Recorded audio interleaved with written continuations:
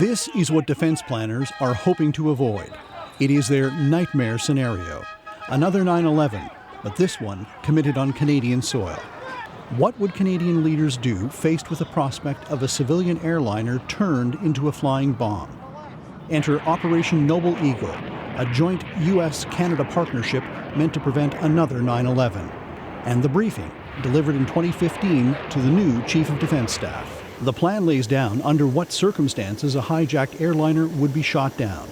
It includes who would make the decision to pull the trigger and when, how many minutes they have. It talks about how to minimize falling debris and civilian casualties on the ground. It runs a scenario about a jet crashing into the CN Tower and how many fighter jets both the U.S. and Canada have on standby. It's all highly secret.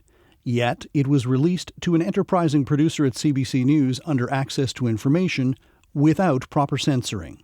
It was a mistake, or potentially a mistake. We'll follow up, of course.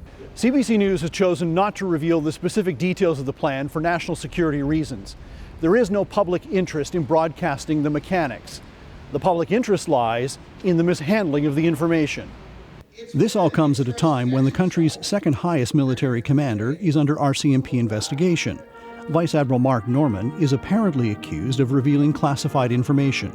And it comes one day after CBC News reported there have been at least 11 internal investigations at D&D into mishandling of secrets. Vance was forced to issue a new directive last summer, underscoring the need to be careful. We issued that directive because we were concerned.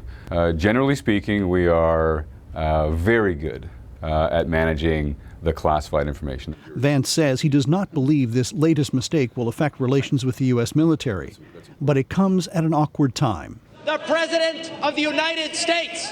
The Trudeau government is trying to figure out how to manage relations with the Trump administration and a Washington establishment that is still reeling from election hacking and leaking. It certainly won't help. I mean, I put this in the category of things that are regrettable, dumb, but probably not catastrophic. But, you know, this is not good, and it does undermine confidence in the sharing of very confidential information among allies. The defense minister needs to, in very short order, get a handle on this to make sure that there's no other leaks. We have very strong systems in place. When those systems break down or are not followed, there are inevitably follow-ups and consequences.